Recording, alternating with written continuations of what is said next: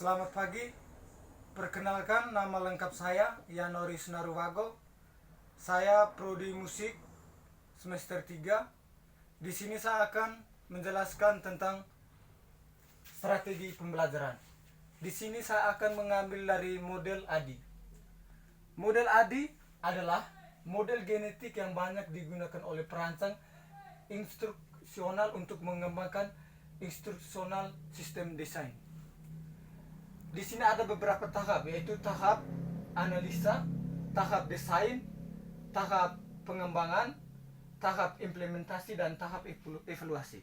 Saya akan menjelaskan dari tahap analisis, yaitu observasi masalah sebagai tahap awal yang dilakukan peneliti atau guru terhadap peserta didik dengan melakukan pengajaran ilmu. Contohnya pada sebagai guru musik, yaitu mengajar tentang musik dasar dengan metode klasik dengan cara induktif, yakni dengan menjelaskan contoh melalui model ADI.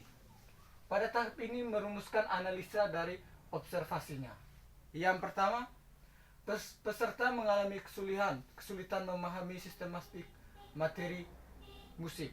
Yang kedua, peserta mayoritas memulai belajar dari awal. Yang ketiga, usia peserta tergolong usia remaja dan dewasa. Yang keempat, perlu bahan ajar sistematis memudahkan pemahaman musik. Yang kelima, analisa konsep dengan metode bagan berbasis mind mapping. Yang keenam, tujuan belajar menguasai ilmu musik secara mudah. Yang kedua, tahap desain. Pada fase ini adalah mengembangkan bahan ajar dengan metode bagan ajar berbasis mind mapping dan menghasilkan beberapa aktivitas sebagai berikut. Yang pertama, mendesain produk dengan software metode bagan mind mapping. Yang kedua, pembelajaran dengan strategi pembelajaran yaitu deduktif dan induktif. Yang ketiga, kompetensi yang ditingkatkan ilmu untuk meningkatkan musik. Yang keempat, rancangan materi diawali mudah kemudian menuju ke sulit. Yang ketiga yaitu tahap pengembangan, yaitu memodifikasi produk agar lebih menarik dan merevisi materi agar lebih relevan bagi peserta didik. Yang pertama, pada tahap ini peneliti melakukan beberapa revisi dan produk bahan ajar, kemudian agar lebih dimengerti. Yang kedua, memiliki tema bahan ajar yang relevan untuk peserta didik. Yang ketiga, menambahkan tema yang belum dibahas agar dapat dimengerti peserta didik. Yang keempat, memodifikasi produk bahan ajar dengan full color atau dengan warna agar lebih menarik dimengerti untuk peserta didik. Yang keempat, tahap implementasi.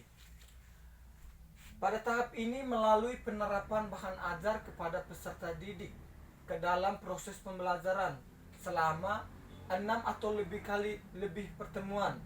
Pada tahap ini guru menggali umpan balik dari peserta didik dan saat proses pembelajaran berlangsung.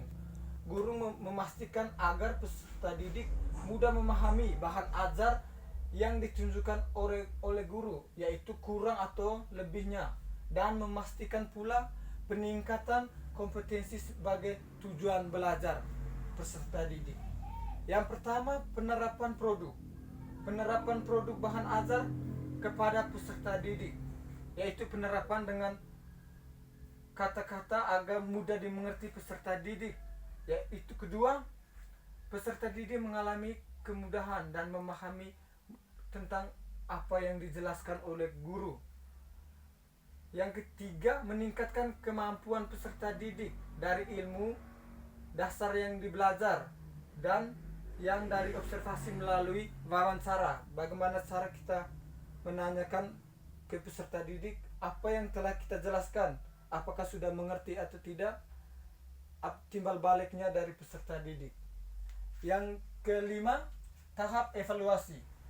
Pada tahap ini sangatlah penting karena evaluasi sebagai kegiatan untuk efektivitas bahan ajar yang dikembangkan. Dalam fase ini, guru atau pengajar melakukan penilaian dari semua tahap sebelum tercermin sebelumnya agar timbal balik ke peserta didik dengan guru akan dievaluasi.